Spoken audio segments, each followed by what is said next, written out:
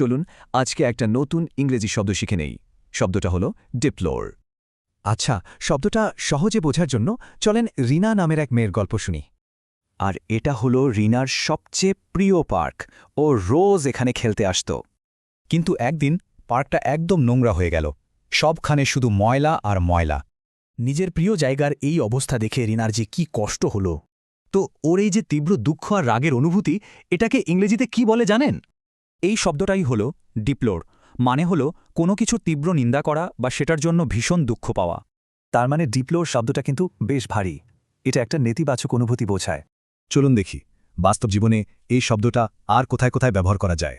যেমন পরিবেশবাদীরা গাছ কেটে ফেলার তীব্র নিন্দা করে, তারা এই কাজটা ডিপ্লোর করে।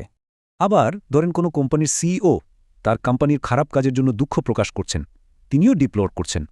কিংবা একজন নেতা হয়তো এমন বাজেট কমানোর নিন্দা করছেন যা সাধারণ মানুষের ক্ষতি করবে। এখন প্রশ্ন হলো, ডিপ্লোর আর ডিসলাইক কি একই জিনিস?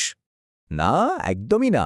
ডিসলাইক মানে শুধু অপছন্দ করা, কিন্তু ডিপ্লোর আরও অনেক গভীর আর শক্তিশালী একটা শব্দ। সহজ করে বললে আপনি একটা খাবার ডিসলাইক করতে পারেন, কিন্তু অন্যায় বা অবিচারকে ডিপ্লোর করবেন। তাহলে মনে রাখার বিষয়গুলো কি? এটা একটা শক্তিশালী শব্দ যা গভীর হতাশা প্রকাশ করে। তাহলে এখন আমরা বুঝতে পারছি রিনা পার্কের অবস্থাটা শুধু ডিসলাইক করেনি, সে ডিপ্লোর করেছে। এবার ভাবুন তো, আমাদের চারপাশে এমন কি আছে যা আমরা সবাই মিলে ডিপ্লোর করতে পারি?